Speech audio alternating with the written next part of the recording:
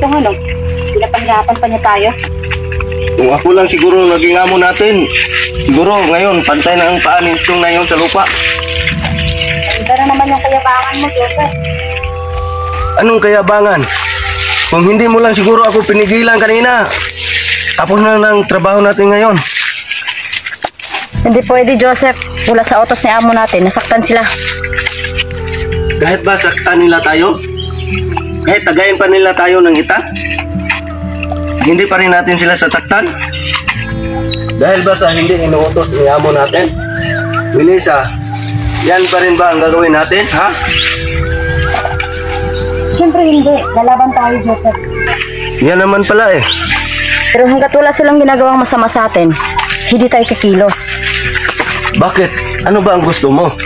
Maunahan pa nila tayo? Joseph, nagtatrabaho lang tayo. Sinasahuran lang tayo, nakatumbas ang trabaho na inuutos natin. Ang pagpatay ng tao, ibang usapan na yan. Tama ka. Ibang usapan nga yan. Pero ang pagpatay ay trabaho din natin. Oo, tama ka. Trabaho din natin ang pagpatay. Yan kung pinag-uutos sa atin ni amo. Yan kung pinagpagawa niya sa atin. Pero hanggat wala siyang pinapagawa, mag-relax lang muna tayo. Relax? Nakakapagod dito. Lakad ng lakad. Sukal ng paligid. Ang daming lamok. Ang tarik-tarik pa ng kalsada. Bakit kasi? Ang dami-dami ng lupain doon sa bayan na maaaring niyang altinin. Bakit dito pa? Hindi, ang pangit naman ng lugar. Mahirap kasi mang-angkin ng lupain sa bayan. Dahil karamihan sa tumitira sa bayan ang may pinag-aralan. Hindi madaling maloko. Subalit dito sa bundok, madaling utuin ng mga tao, lalong-lalo na pagdating sa pera. Madalas silang madala sa pera dahil sa mga mangmang sila. Maliban nitong si Istong, matigas, matapang at may alam. Akala ko lahat ay kaya ng amo natin. Hindi pala. Ang mahinang tao lang pala ang kaya niya. Huwag mo malitin si amo. Sobrang makapangyarihan ng amo natin. Kaya niya hindi niya ginagawa ang mga angkin ng lupa sa bayan dahil pinangalagaan nito ang pangalan na hindi masira. Ganun ba yun? Oo. Kaya tama na kakareklamo. Hindi naman ako nagreklamo ah. Nagreklamo? Hindi naman ah. Bilisan na natin. Okay.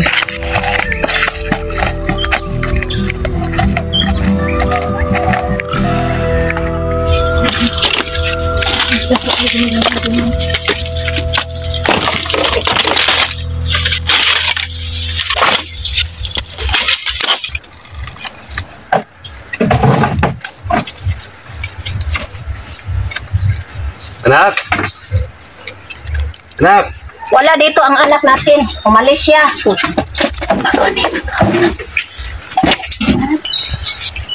Umalis? At saan naman siya pupunta? May kikitain daw siyang kaibigan niya. At sino naman? May binanggit ba siyang pangalan ng tao sa'yo? Nakikitain niya? Wala eh. Bakit mo pinayagang umalis? Bakit ba? Ano bang problema kung umalis ang anak natin? At isa pa, babalik lang naman daw siya agad. Paano kung hindi makabalik ang anak natin si Ma? Istong, ano ba yung pinagsasabi mo? Si Ma, magulo ngayon ang buhay natin. Nasa gitna tayo ng kaguluhan. At nanganganib tayo sa kamay ni Mayor. Istong! Si Ma, kahit anong oras ay maaring may gawin sa atin si Mayor. Para lang makuha niya ang gusto niya. Si Ma, hindi tayo dapat magkabanti sa ngayon. Kailangan natin mag-ingat.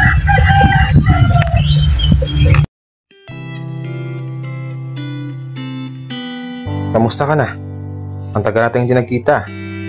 Sa awa ng Diyos, okay lang naman ako, sir. Mabuti naman kung ganon. May problema ka ba? Bakit ka nakipagkita sa akin? Sir, sobrang laki po ng problema ang kinakaharap namin ngayon. At kaya po ako nandito dahil wala na akong ibang malalapitan. Ano ba yun? Tungkol po sa lupa namin at kay Mayor. Lupain? At si Mayor? Anong ibig mong sabihin? Sir, mayroong dalawang tao na paulit-ulit na bumabalik sa bahay para bilhin ang lupa namin. Tapos, At dahil sa ayaw po namin ibinta ito, ay tila hinaharas po nila kami at pinapalis sa lupa namin. ang ibig mong sabihin, dahil sa ayaw nyo ibinta ang lupa nyo, ay pinapalis nila kayo sa sariling lupain nyo. Opo, sir. Ganun na nga po. Bakit hindi kayo lumapit sa barangay para humingi ng assistance?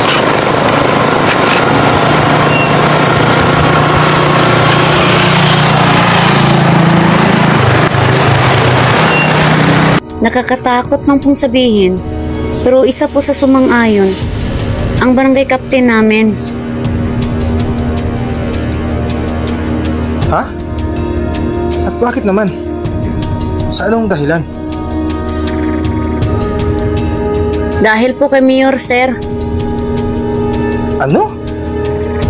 Dahil si Mayor Escudero po ang ulo ng pagpapalayas at paghaharas sa amin. Tika muna, Iha. Relax.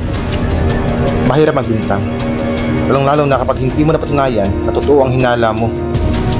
Hindi po hinala ang sinasabi ko, sir. Dahil tao po ni Mayor ang pumupunta sa bahay. Sigurado ka ba sa sinasabi mo, Iha? Oo, sir. Sigurado ako. At kaya po ako lumalapit sa iyo dahil alam ko na matutulungan niyo ako. Kung totoo nga ang sinasabi mo, mahihirapan akong tulungan ka.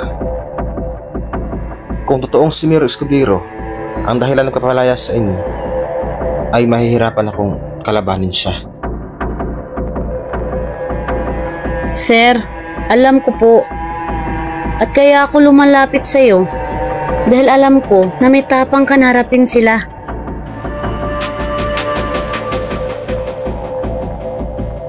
Iha, mahal ko ang trabaho ko.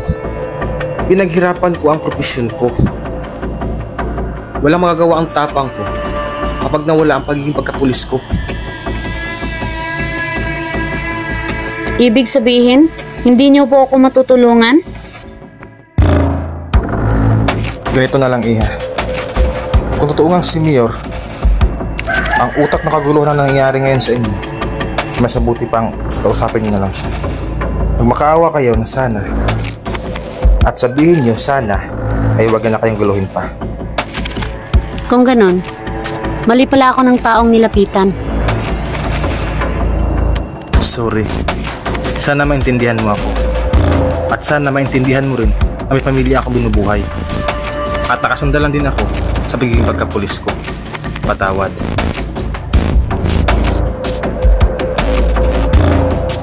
Wala na akong magagawa, kundi tanggapin ang realidad na hindi lahat ng naka-uniforme ay maaasahan at hindi lahat ng kaibigan ay maaari kang tulungan. Magkababata tayo at pare-pareho tayong lumaki sa bundok na kung saan ako nakatira. Pareho tayong dumaan sa hirap nung kabataan natin at sana naman ay maisip mo rin ang pinagsamahan natin bago ka magdesisyon na hindi mo ako matutulungan sa problema namin ngayon.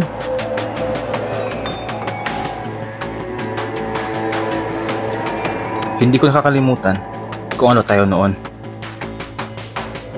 Kahit kailan ay hindi nawala sa isip ko ang pagiging magkababata natin. Naging malapit kayo sa akin at ganoon na rin ako sa inyo.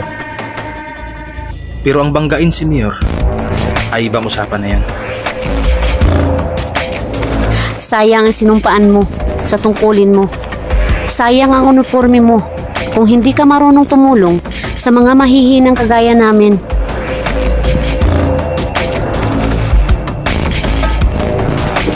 Teka muna, tigil ka muna. Bakit ba?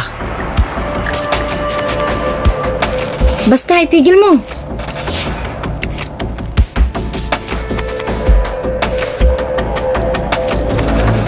Bakit? Di ba si SP1 Labrador yan? Oo, parang siya nga yan. Bakit?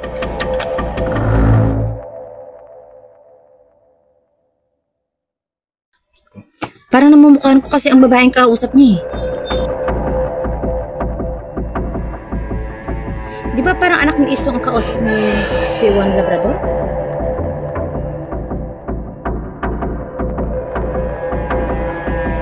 Oo, parang anak nga yan ni Istong. Ano kaya ang pinag-usapan nilang dalawa? Ano, lalapitan ba natin sila? Hindi, pero ipapaalam natin ito kay Amo. Sige, ikaw ang bahala. Tara na.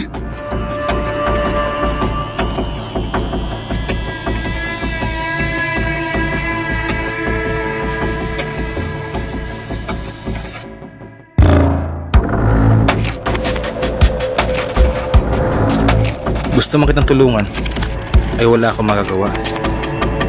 Hindi ko kayang banggain si Mayor. At isa pa, wala akong kakayahan para kalabanin si Mayor.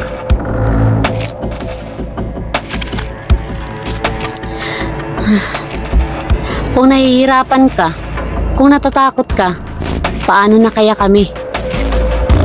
Mas wala kaming kakayahan na banggain siya. Pero hindi kami susuko, lalaban kami. Ipaglalaban namin kung ano ang tingin namin na tama. Aalis na ako. At salamat sa oras mo, sir.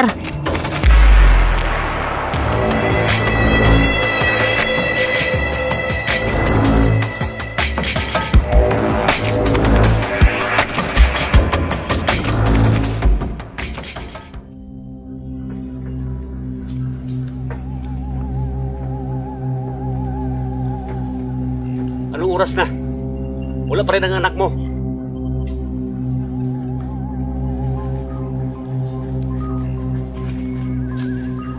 Istong, malaki na ang anak mo at kaya na niyang protektahan ang sarili niya.